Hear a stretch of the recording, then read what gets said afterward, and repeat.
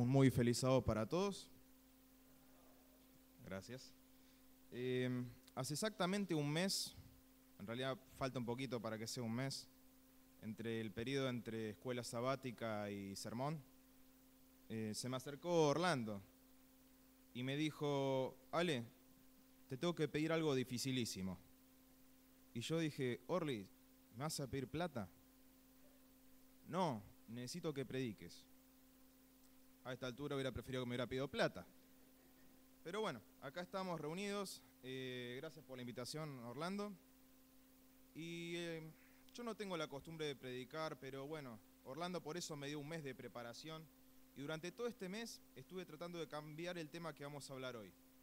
Es un tema que a mí me llamó la atención, me molestó, pero finalmente creo que Dios me dio un poco de entendimiento para poder traer el tema. Para empezar a hablar un poco, para introducirlo, les voy a contar una anécdota, una historia mía que me pasó el año pasado mientras estaba cursando la carrera de periodismo. Se me acercó una compañera, ya estaba por empezar la clase, por venir el profesor, se me acercó y me dijo: Ale, ¿vos trabajás en Granix? Algunos ya lo sabían porque, bueno, con las conversaciones, las charlas, qué es de tu vida, qué haces, a qué te dedicas, yo comenté dónde trabajaba, que es hasta la actualidad en Alimentos Granix. Muchos compañeros, cuando se enteraron, lo siguiente que me dijeron era si podía conseguir galletitas. Me pasa seguido. Así que cada tanto lleva algún paquete de frutira, algún bocadito, alguna cosita que a los chicos les gusta mucho. Y fue por eso que esta compañera se me acercó para confirmar que yo trabajaba en Granix. Cuando le dije que sí, me dijo: ¿pero no hay que ser de una iglesia rara para trabajar ahí? Era la primera vez que me preguntaban por el estilo. Entonces son esas situaciones que a uno le llegan de golpe y como que se atropella con las palabras para ver qué dice. Y mirá, sí, la empresa pertenece a una iglesia. Yo pertenezco a esa iglesia, la iglesia adventista. ¿Pero por qué decís que es rara? Y sí, porque como que hay cosas que no comen, ¿no?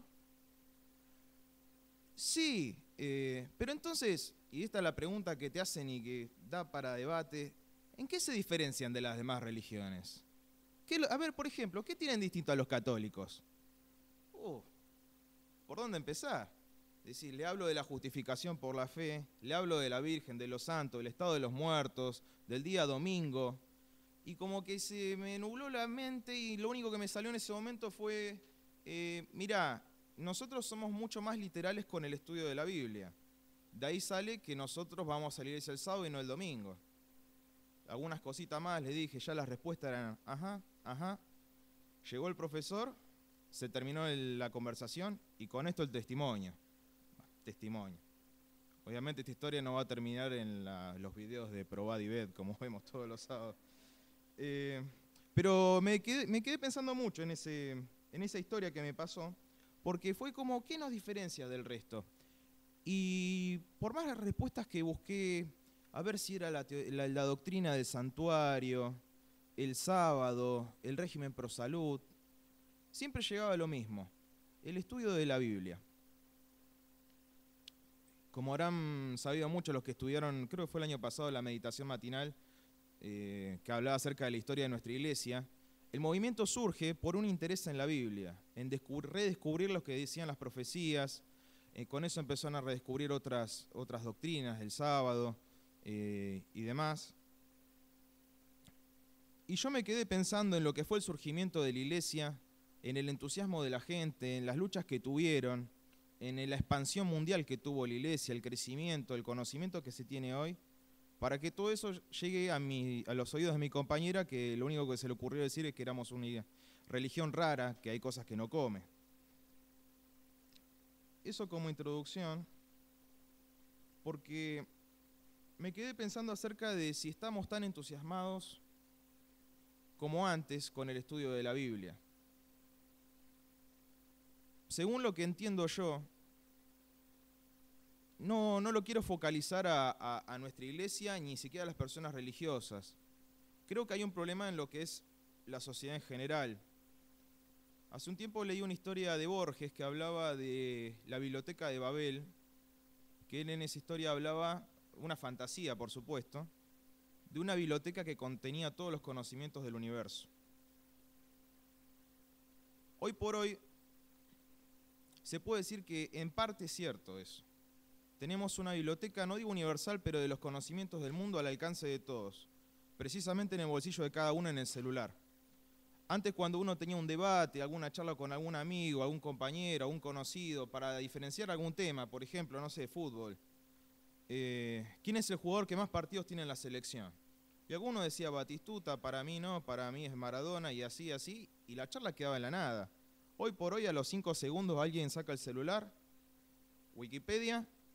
Mira, el que tiene más partidos es Zanetti, con tantos, con tantos encuentros, tantos goles. Y se termina el debate. El conocimiento ha llegado a ser algo como que ha perdido un poco de valor, ha aumentado la oferta y por eso cayó la demanda. Hoy por hoy cualquier conocimiento ya ni siquiera está en papel, está al alcance de todos en contenido electrónico. Y me da la impresión de que toda esa situación ha hecho que la palabra, la comunicación, pierda mucho valor. Hace unos días leí en el diario El País a una autora judía que hacía como una defensa de la palabra, ¿no? La palabra como escritura, como lenguaje. Y esta autora judía decía, la palabra es todo, la palabra es Dios. Me sonó un poco herético. Pero pasando eso, porque por supuesto ella lo hace para llamar la atención, para despertar al que lo está leyendo. La palabra es Dios. Y me hizo acordar al texto de Juan 1:1, que dice, en el principio era el verbo, y el verbo era con Dios, y el verbo era Dios. Busqué diversas versiones, en alguno la palabra verbo se reemplaza con palabra. Obviamente, por el conocimiento que tenemos, sabemos que habla también de lo que era la acción, la parte creadora, la parte activa de Dios. Pero la palabra era Dios.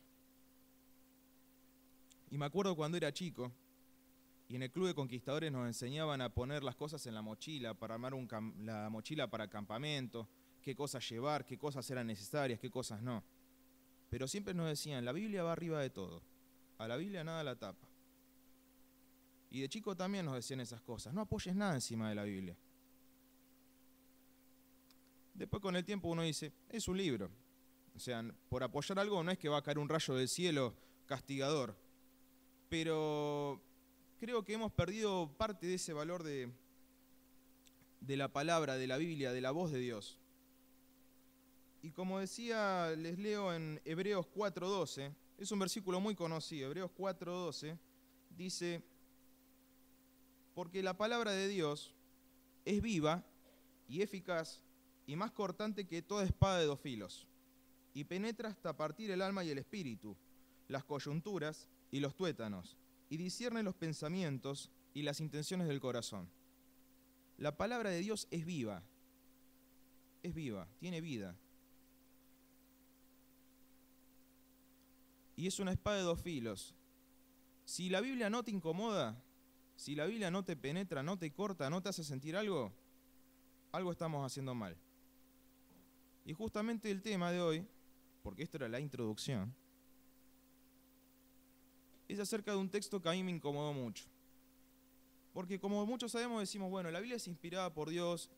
Para mí sería muy fácil hablar de salmos, de los evangelios, pero hay ciertos textos que están en la Biblia que uno no sabe bien por qué están. Se encuentran con historias bastante crudas. Una vez alguien me dijo, si Hollywood de en serio quisiera hacer una película sobre la Biblia, seguramente no sería apta para todo público. Me hace acordar cuando estábamos en la clase de primarios, de intermediarios, que estudiábamos la historia de David y Goliat. La historia de David y Goliat, que se enfrentaba al gigante. Y tenemos la canción que con una onda derribó al gigante. Y en ese momento la historia terminaba ahí. Y yo le decía a mi papá, le digo, ¿por qué no cuentan que le cortaron la cabeza? Y no, pasa que son chicos, o sea, un poco crudo, ¿no? Después uno ve la película esa de Richard Gere cuando levanta la cabeza y es como, y eso está en la Biblia. Justamente vengo a hablarle de uno de esos textos. Así que bueno, vamos a meternos en el tema en sí. Vamos a buscar Jueces, el libro de Jueces, capítulo 19. capítulo 19, versículo 30. El 30 es el último del capítulo. Vamos a arrancar por el final.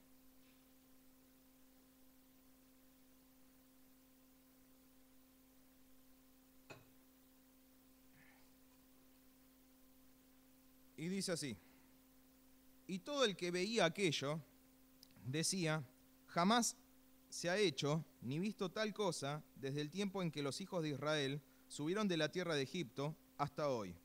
Considerad esto, tomad consejo y hablad. Por lo que dice el texto, la historia que vamos a leer a continuación fue una historia que golpeó a toda la nación. Una historia de algo que no había pasado, dice, de los tiempos desde la esclavitud en Egipto. Estamos en el libro de Jueces. Antes de Jueces viene Josué. Josué junto al pueblo, siguiendo el mandato divino, fueron a conquistar a Canaán, continuando la obra también de Moisés. Y bueno, conocemos la historia de Jericó, de Jai y demás. Y como que bueno, quedamos con ese lindo texto que dice Josué, hagan lo que quieran, yo y mi casa serviremos a Jehová. Y todo muy lindo. Hasta que arranca el libro de Jueces. El libro de Jueces es lo que no debería haber pasado. El libro de Jueces me hace acordar algunas películas de hoy, que hay futuros posapocalípticos, que la humanidad está destruida, que cada uno lucha por cada quien. Tenemos al pueblo de Israel totalmente esparcido por todo el territorio de Canaán. Ellos fueron conquistando grandes ciudades. El territorio de Canaán, había muchos mercaderes, cultivaban la tierra, eran agricultores. Los judíos, en cambio, eran nómadas, estaban acostumbrados a viajar y bueno, vivir de lo que podían. Era un pueblo guerrero. Pero con el tiempo, ya muerto Josué, ellos se instalan y no siguiendo el mandato de Dios, que era el de exterminar a todos, empiezan a convivir con los otros pueblos. En esa convivencia, los judíos, bueno, de algo tienen que vivir. ¿De qué vamos a vivir? Y bueno, acá cultivan. Y cultivemos. Así que ellos empezaron a aprender de sus vecinos el arte de cultivar la tierra.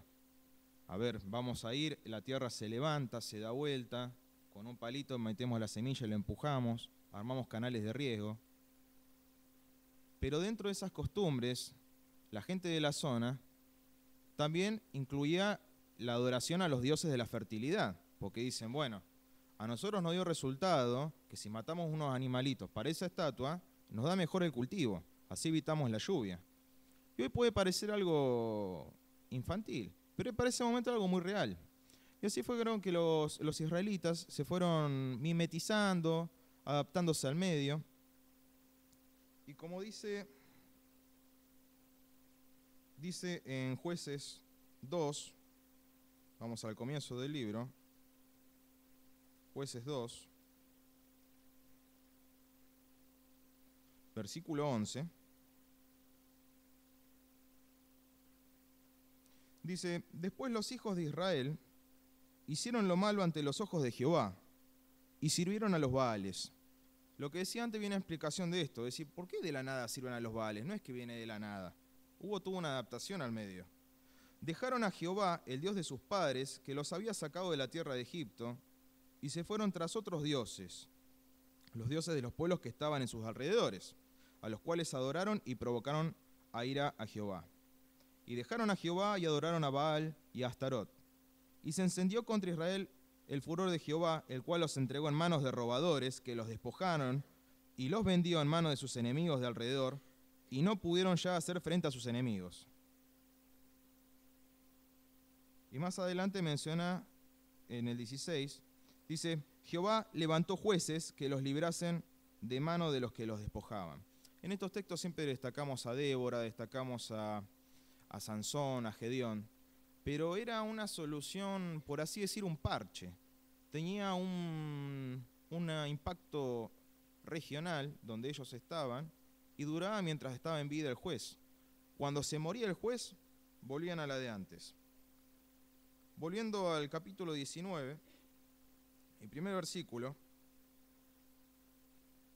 el autor empieza con una frase que la repite en varias partes del libro. Dice, en aquellos días, cuando no había rey en Israel, dice, en aquellos días cuando no había rey en Israel. Si recordamos, el libro siguiente es Samuel, que es cuando el pueblo exige a Dios un rey. Si leemos Jueces 17:6, lo amplía un poquito más esto. Dice, en aquellos días no había rey en Israel. ¿Y qué dice a continuación? 17:6, cada uno hacía lo que bien le parecía. Es decir, había libertad. No tenés a nadie encima. No tenés un estado formal. Imagínate si pudiéramos vivir acá y no tener que pagar impuestos. No tener que rendir cuentas a nadie. Haces la tuya. Esa es una parte bastante positiva. Pero también implica que no estaban bajo los beneficios de nadie. Estaban cada uno condenados a su suerte. Y aquí tenemos en el capítulo 1, volviendo al versículo 1, capítulo 19, dice que en aquellos días, cuando no había rey en Israel, dice que hubo un levita. Si ustedes recuerdan, los levitas venían de la tribu de Leví. ¿Y de qué estaban encargados la tribu de Leví? Del santuario, tabernáculo. Ellos eran los que oficiaban. Según lo que pude investigar, el servicio de ellos correspondía de los 25 años de edad hasta los 55. Esa era la tarea de la tribu. Acá tenemos a un levita que dice que moraba como forastero, es decir, no estaba con su tribu, estaba en otro lado, en la parte más remota del monte de Efraín, el cual, este levita, había tomado para sí mujer concubina de Belén de Judá. Tenemos a un levita que por algún motivo no está con su pueblo, que se fue a otro lado, posiblemente, capaz que no estaba en edad de servicio por ser más joven o más viejo, y que toma para sí una concubina.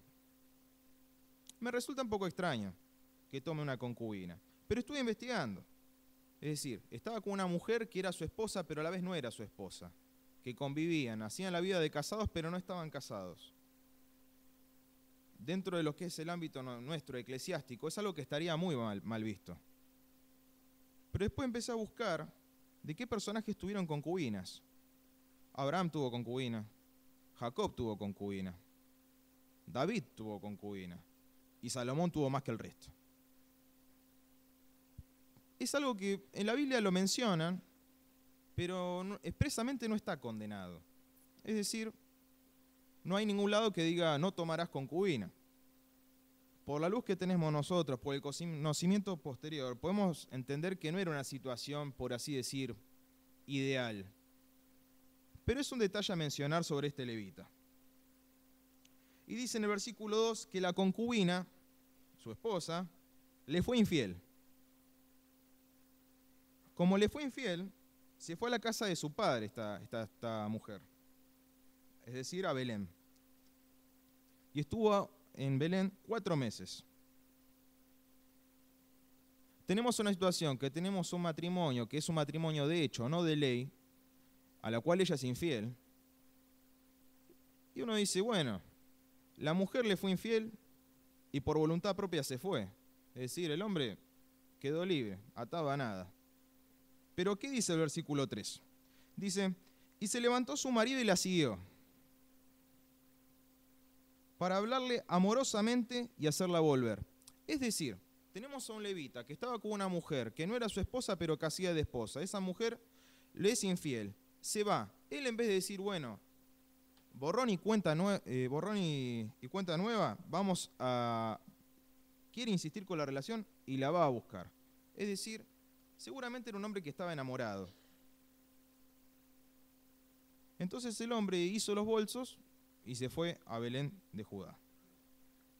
Llega a la casa, como dice el versículo 4, dice que el padre salió a recibirle gozoso. Se ve como muy contento de que la hija haya vuelto, no estaba. Y dice, y le detuvo su suegro, el padre de la joven, y quedó en su casa 3 días comiendo y bebiendo y alojándose allí. Es decir, estaban como medio ya de festejo. Dice que al 4.º día, en el versículo 5, cuando se levantaron de mañana, se levantó también el levita para irse. Dijo, bueno, ya estuvimos 3 días en la casa del viejo, nos vamos. Y el padre de la joven le dijo a su yerno, dice, conforta tu corazón con un bocado de pan y después os iréis. Come un poquito, El tipo lo trataba de convencer, quédate un poquito más, hay comida, estamos bien. Y bueno, y se sentaron, dice, los dos juntos, comieron y bebieron, y el padre de la joven dijo al varón, ya es medio tarde, quédate acá, ya estamos todos medio alegres, habrán tomado alguna cosita, y si ya estamos alegres, está contento el corazón, quédense. Pero el levita se ve que ya se cansó de estar en la casa del hombre. Y se levantó para irse, pero insistió y volvió a pasar allí la noche. Después de vuelta, en el versículo 8, al quinto día, levantándose de mañana para irse, le dijo el padre de la joven nuevamente, conforta ahora tu corazón y aguarda hasta que decline el día. Y comieron ambos juntos. Luego se levantó el varón para irse, él y su concubina y su criado. Entonces su suegro, el padre de la joven, le dijo, he aquí ya el día declina, para anochecer. Te ruego que paséis aquí la noche. He aquí que el día se acaba, duerme aquí, para que se alegre tu corazón, y mañana os levantaréis temprano a vuestro camino y te irás a tu casa. Nuevamente tenemos la situación de dándole de comer, que ya, bueno, ya es medio tarde, ¿por qué no salís mañana? Pero ahora sí, en el versículo 10 dice, mas el hombre no quiso pasar allí la noche. Dijo, bueno, hasta acá llegué, agarcemos los bolsos y nos vamos. Y dice que se fueron de viaje y llegaron frente a Jebús. Jebús, que aclara que es Jerusalén. En ese entonces Jerusalén todavía no estaba conquistada por los israelitas. Eso ocurre recién en el periodo de David. Es decir, están cerca de una ciudad que habitan, por así decir, extranjeros. Y el criado le dice, ¿por qué no nos quedamos acá? Pero el levita, repara en el versículo 12, dice, no iremos a ninguna ciudad de extranjeros, que no sea de los hijos de Israel, sino que pasaremos hasta Gabaa. Y dijo a su criado, ven, sigamos hasta uno de esos lugares para pasar la noche en Gabaa o en Ramá. Pasando pues, caminaron y se les puso el sol junto a Gabaa, que era de Benjamín. Es decir, van a un territorio, por así decir, amigo, un poquito más de locales. No era donde él vivía, pero bueno, somos todos israelitas, vamos a ir donde hay israelitas. Y avanzan sobre el territorio donde está la tribu de Benjamín. Y dice que se apartaron del camino para entrar a pasar la noche allí en Gabaa. Y entrando, se sentaron en la plaza de la ciudad. Es decir, ellos llegan al lugar esperando como que alguien los invite. Porque dice el versículo, dice que se quedaron en la plaza porque no hubo quien los acogiese en casa para pasar la noche. Suponemos que en el momento, en esa historia, es decir, ven a alguien llegar, está con familia, se está haciendo de noche, no hay lugar donde quedarse y que alguien se iba a compadecer de la situación. Es más, si leemos en algunos textos de Deuteronomio, el texto aclara, a ver si lo encuentro, Deuteronomio 23:7, si quieren no lo busquen, lo leo, que habla acerca de la congregación de Jehová, que en el tramo final dice, no aborrecerás al edomita, porque es tu hermano, no aborrecerás al egipcio, porque forastero fuiste en tu tierra. Y más adelante, en el 14:29, esto en Deuteronomio, los mandatos que le dejó Dios al pueblo de Israel. Dice, y vendrá el levita, que no tiene parte ni heredad contigo, porque ellos eran aparte, estaban dedicados a la obra del santuario. Y vendrá el levita contigo y el extranjero, el huérfano y la viuda que hubiera en tus poblaciones, y comerán y serán saciados, para que Jehová tu Dios te bendiga en toda obra que tus manos hicieren. Es decir, si vos tenés a alguien en esta situación, sea un levita, un extranjero, un huérfano, una viuda, recibilo en tu casa, dale de comer. Dios te va a recompensar. Acá tenemos algún tipo de señal de alerta. Estás en un lugar, israelitas, que conocían estos textos, estos mandatos, y nadie lo recibe. Como nadie lo recibe, se queda en la plaza. En el 16, versículo 16 del capítulo 19, sigue el relato, he aquí un hombre viejo que venía de su trabajo del campo al anochecer, el cual era del monte de Efraín, y moraba como forastero en Gabaa. Pero los moradores de aquel lugar eran hijos de Benjamín. Es decir, se encuentra con un hombre también del monte de Efraín, que se ve que tenían un poquito más de costumbres, porque la gente del lugar no lo recibió. Y alzando el viejo los ojos, vio a aquel caminante en la plaza de la ciudad y le dijo, ¿a dónde vas y de dónde vienes? Me hace acordar cuando estás en la ruta, en un control policial, pasando de provincia, y te dice el policía, ¿de dónde venís? Y ahí ya con vergüenza uno dice, de Buenos Aires.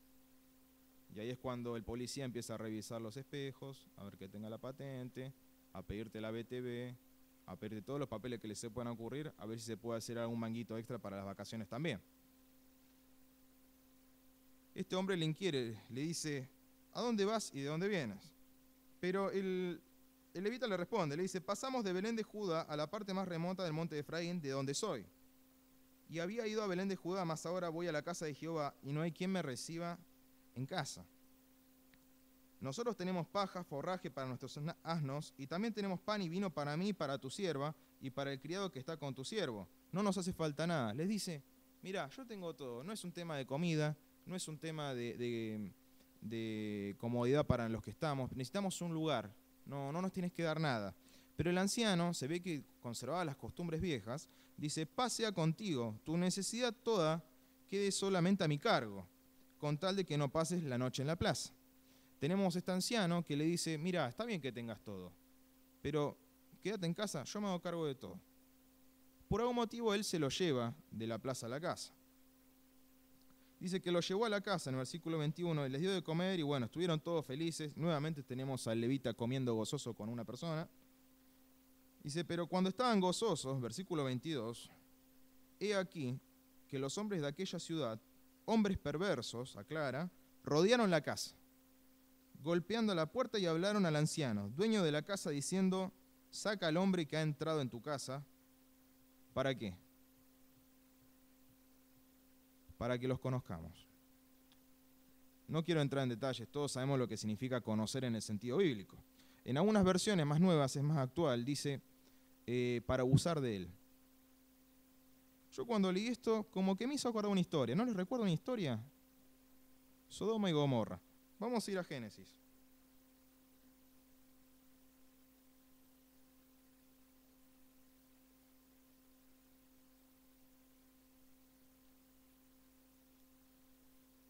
Génesis. A ver, encuentro el versículo.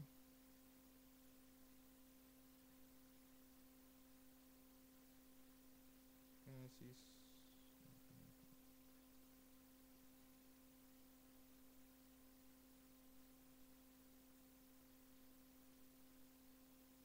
Del 19, ¿no? Bueno, acá lo tengo, se ve que anoté el texto, pero no la referencia.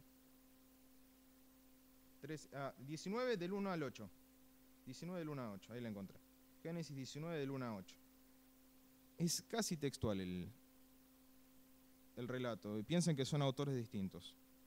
Llegaron pues los dos ángeles de Sodoma a la caída de la tarde, nuevamente tenemos una puesta de sol, y Lot estaba sentado a la puerta de Sodoma. Y viéndolos Lot, se levantó a recibirlos, y se inclinó hacia el suelo, y dijo, ahora, mis señores, os ruego que vengáis a casa de vuestros siervos, y hospedéis, y lavaréis vuestros pies, y por la mañana os levantaréis, y seguiréis vuestro camino. Y ellos respondieron, no, que en la calle nos quedaremos esta noche. Mas él porfió con ellos mucho, y fueron con él, y entraron a su casa, y les hizo banquete, y coció panes sin levadura, y comieron. Pero antes de que se acostase, rodearon la casa los hombres de la ciudad. Nuevamente tenemos a hombres rodeando una casa. Los varones de Sodoma, todo el pueblo junto, desde el más joven hasta el más viejo. Es decir, eran unos cuantos muchachos. Y llamaron a Lot y le dijeron, ¿dónde están los varones que vinieron a ti esta noche? Sácalos para que los conozcamos. Nuevamente la solicitud. Entonces Lot salió a ellos a la puerta, avanza un poquito más en este relato, dice, y cerró la puerta tras sí y dijo, os ruego, hermanos míos, que no hagáis tal maldad. He aquí, ahora yo tengo dos hijas que no han conocido varón, os las sacaré afuera y haced con ellas como bien os pareciere, solamente que a estos varones no hagáis nada, pues que vinieron a la sombra de mi tejado. Es decir, lo tenemos a los ángeles que están en figura humana, dos hombres, que en la casa de Lot vinieron estos hombres perversos, rodearon la casa para también abusar de estos hombres. Y ahí es la parte llamativa, que también coincide con el relato que tenemos acá. Lot ofrece a sus hijas. Y después lo justifica, dice, lleven a estas mujeres, no los ataquen porque ellos están bajo mi protección. Había una costumbre de cuando vos estabas hospedado, la responsabilidad de tu protección era bajo el que te hospedaba. este hombre, esto es muchos años después, les dice lo mismo. Versículo 23 de Jueces 19, versículo 23, dice, y salió a ellos el dueño de la casa y les dijo, no, hermanos míos, os ruego que no cometáis este mal. Es prácticamente la misma frase.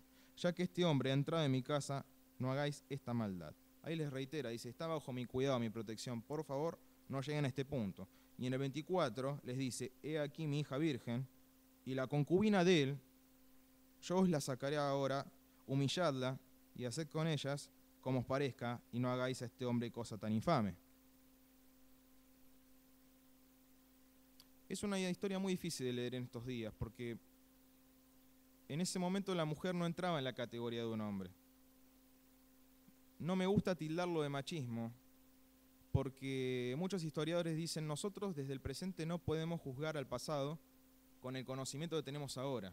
Es decir, hoy se diría, qué machista, ¿por qué no salieron ellos? En ese momento la mujer no estaba en la categoría de un hombre y era aceptado, era así. Porque el dueño de casa privilegió cuidar a su invitado. Como sabemos en el relato de Génesis, ¿qué pasó en el relato de Génesis? A Lot lo encierran afuera, lo dejan afuera de la casa, y en ese momento salen estos varones, y todos los hombres perversos, ¿qué pasó? Quedan ciegos. Bueno, ahí se terminaron los paralelismos con el relato de este libro. Porque dice lo mismo, ellos no quisieron escuchar. Es decir, miren el grado de perversidad. Él está ofreciendo a mujeres y ellos hombres querían otros hombres. Si leemos en Levítico, habla acerca de la homosexualidad como abominación. Dice, no te acostarás con hombre como con mujer, eso es abominación. Y nosotros por ahí podemos excusar a los sodomitas, decir, bueno, era un pueblo pagano, era un pueblo perverso, era un pueblo que, bueno, estaba condenado, no pasaron muchas horas que desapareció ese pueblo bajo el fuego divino. Pero acá no estamos en un territorio pagano, estamos en territorio de Israel, en territorio de Benjamín, con gente de tu misma nacionalidad, con gente que cree lo mismo en teoría, y el nivel de perversidad es el mismo. Sigue el relato, dice, mas aquellos hombres no le quisieron oír, por lo que tomando aquel hombre a su concubina, la sacó. Es decir, el hombre, el levita, dice, antes de que lo agarren al viejo, dice, sacó a su concubina afuera.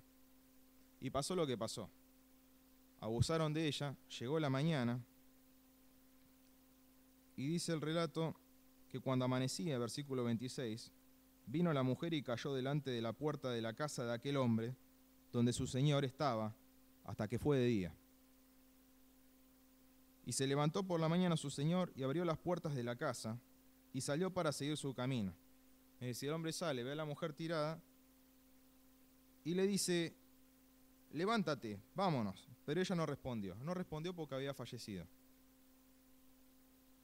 Y en el versículo 29, tardé mucho tiempo en entender qué pasa en el versículo 29. Dice, y llegando a su casa, dice que tomó un cuchillo y echó mano de su concubina, del cuerpo. Dice que la partió por sus huesos en 12 partes y la envió por todo el territorio de Israel. Es decir, matan a tu esposa, que supuestamente amabas porque la fuiste a buscar. Por razones que son ajenas a nuestra época, él prefiere entregarla a ella antes de que lo ataquen al hombre. La mujer fallece y en vez de darle sepultura,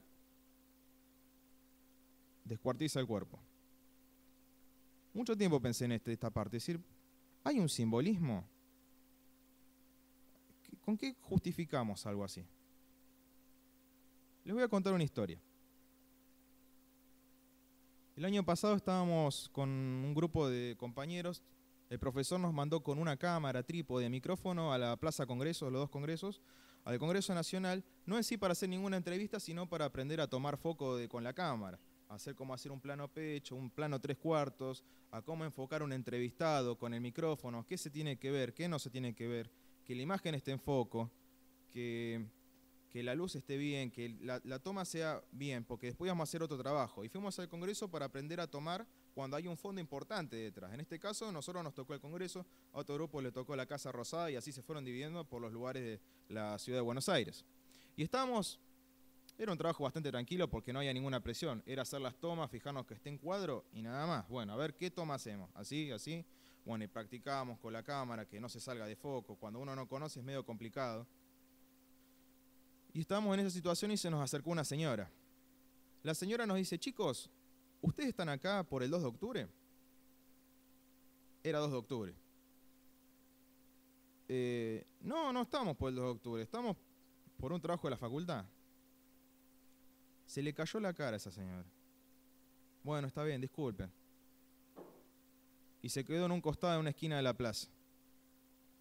Y mientras estábamos, seguían siendo las tomas, le pregunto a un compañero y le digo, disculpa mi ignorancia, ¿pero hay una fecha patria el 2 de octubre? ¿No? ¿Qué pasa el 2 de octubre? Y nos quedamos con esa duda. Seguimos con el trabajo. Cuando estamos terminando de hacer la nota, que estábamos ahí ensayando, antes de tomarnos el colectivo, fuimos a ver a la señora que estaba con una amiga, charlando. Señora, disculpe, ¿qué pasa el 2 de octubre? La señora, hace un tiempo le habían matado al hijo en una situación de inseguridad, lo habían asaltado y lo mataron al hijo. La señora lo que había hecho fue convocar a una marcha al Congreso el 2 de octubre para reclamar justicia y seguridad. A la marcha estaba ella y la amiga. No fue nadie. Me dio una lástima. Porque nosotros nos enteramos de las marchas que ocurren. Cuando hay convocatoria, cuando es alguien de un conocido, cuando se logra meter a organizaciones no gubernamentales para que haya convocatoria a los medios. Y acá estaba esta señora sola con su amiga reclamando por inseguridad. Había llamado a algunos medios, se ve que la agenda era complicada. Nadie le dio importancia. Y ahora sí, volviendo al relato. Cuando ocurre un hecho indignante, cuando ocurre algo que no nos gusta, nos molesta, y queremos reclamar justicia, ¿qué hacemos hoy? Hoy lo ponemos en Facebook. Yo me acuerdo hace unas semanas cuando desapareció esta chica Ludmila, que por primero lo que me enteré fue por Facebook. Al día me enteré por el noticiero. Es decir, el noticiero se abasteció de la nota a partir de una red social. Hoy por hoy muchas noticias o hechos indignantes nos enteramos primero por las redes sociales y después replica en los medios masivos. En este caso la desaparición de una chica, un reclamo de justicia, o como pasó ahora en Tucumán el reclamo por el fraude electoral. Y cuando es una situación de la que todos se sienten parte, se convocan a un lugar, marchan y demás. En la época de Israel, ¿cómo hacías? No hay redes sociales, no hay correo electrónico, no hay teléfono, hay mensajeros, se pueden morir en el camino también. Entonces, yo creo que este hombre quiso poner en conocimiento a toda la nación sobre lo que pasó. Por eso hizo algo tan cruento como dividir en 12 partes, porque eran 12 tribus. Lo curioso es que fue efectivo, no es algo que falló.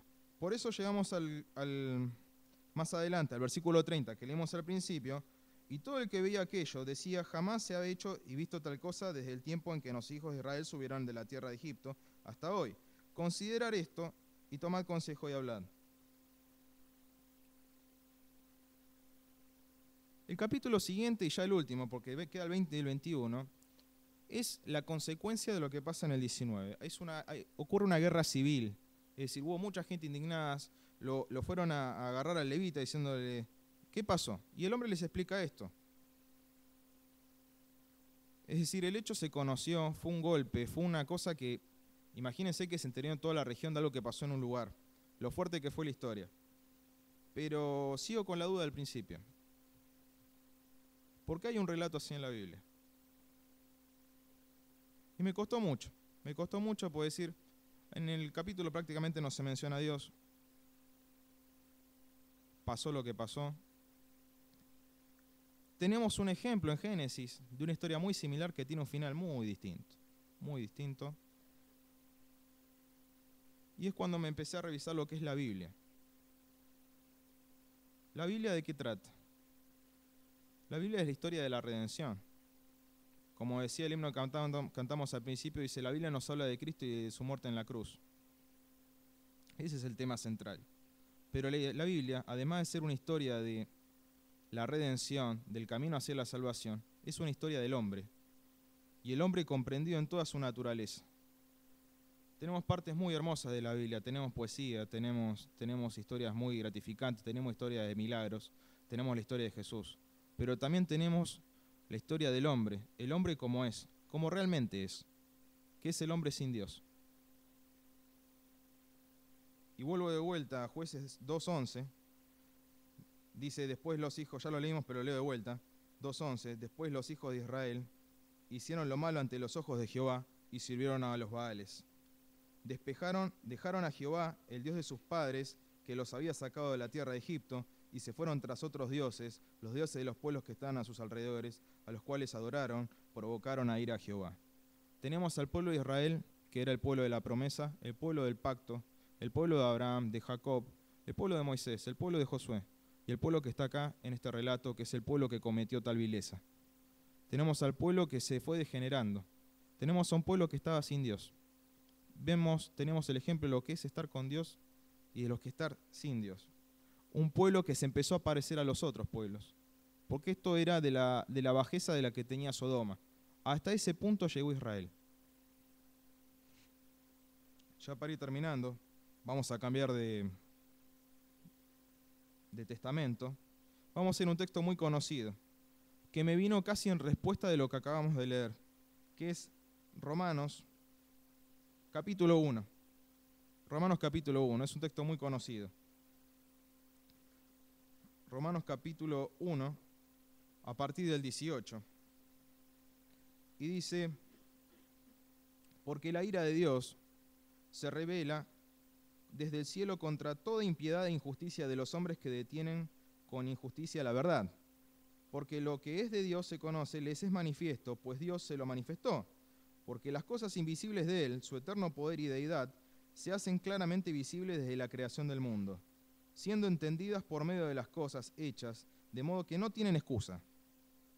No hay excusa, pues habiendo conocido a Dios, no le glorificaron como a Dios, ni le dieron gracias, sino que se envanecieron en sus razonamientos, y su necio corazón fue entenebrecido. Profesando ser sabios, se hicieron necios, y cambiaron la gloria del Dios incorruptible en semejanza de hombre corruptible, de aves, de cuadrúpedos y de reptiles, por lo cual también Dios los entregó a la inmundicia, en las concupiscencias de sus corazones, de modo que deshonraron entre sí sus propios cuerpos, ya que cambiaron la verdad de Dios por la mentira, honrando y dando culto a las criaturas antes que al Creador, el cual es bendito por los siglos. Amén. Por esto Dios los entregó a pasiones vergonzosas, pues aún sus mujeres cambiaron el uso natural por el que es contra naturaleza. Y de igual modo también los hombres, dejando el uso natural de la mujer, se encendieron en su lascivia unos con otros, cometiendo hechos vergonzosos, hombres con hombres, y recibiendo en sí mismos la retribución debida a su extravío. Y como ellos no aprobaron tener en cuenta a Dios, Dios los entregó a una mente reprobada para hacer cosas que no convienen, estando atestados de toda injusticia, fornicación, perversidad, avaricia, maldad, llenos de envidia, homicidios, contiendas, engaños y malignidades, murmuradores, detractores, aborrecedores de Dios, injuriosos, soberbios, altivos, inventores de males, desobedientes a los padres, necios, desleales, sin afecto natural, implacables, sin misericordia, quienes habiendo entendido el juicio de Dios, que los que practican tales cosas son dignos de la muerte, no solo las hacen, sino que también se complacen con los que las practican. El texto es durísimo.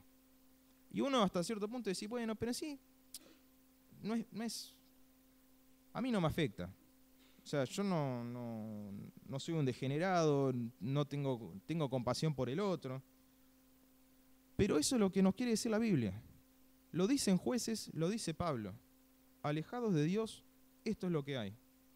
Y es cuestión de prender la tele, de agarrar un diario o de mirar en Facebook las noticias, a qué niveles de bajeza hemos llegado hoy en día. La violencia hoy es la norma. Podemos decir, algunos he escuchado que dicen, no, es un tema de acá, Argentina, somos muy violentos acá y no se sabe discutir, no se sabe intercambiar ideas. Pasa acá, pasa en Europa, pasa en Oriente Medio, pasa en Estados Unidos. La violencia es la norma, porque la norma no es estar sin Dios. Hoy por hoy la fe se cambió por la razón. Y acá tenemos los resultados. En la Biblia, en el relato de Israel, en el relato de Jueces, es un hecho puntual. Hoy por hoy es lo normal. Es un hecho que se puede ver cada tanto en el noticiero. Es verdad, nos indignamos. La indignación nos dura mientras esté en la noticia y va al comercial. Pero eso es de lo que la Biblia nos quiere despertar. Por eso son textos que también hay que leerlos. Es muy lindo leer acerca de la poesía, de las bendiciones de Dios, pero también acerca de a qué punto podemos llegar como hombre, como género, alejados de Dios. Es mi deseo esta mañana que podamos revalorizar la palabra de Dios, entender las advertencias que también se nos hace. Son cosas que no son fáciles, pero como dije al principio, la Biblia es una espada de doble filo. Te tiene que incomodar. En esa incomodidad podemos vernos y encontrar nosotros frente a un espejo de lo que seríamos si no estuviéramos sin Dios. Y ya para terminar voy a repetir las palabras del himno que leímos al principio. Dice: ¿te hallas listo a encontrar al Señor? ¿Lo haces todo con fe y con amor? ¿Has peleado por fe la batalla del bien? ¿Pueden otros a Cristo en ti ver? ¿Sos fiel por donde quiera que vas? ¿Podés contemplarlo en su faz y triunfante decir: este es mi Dios? ¿Podés vos hoy encontrar al Señor? Amén.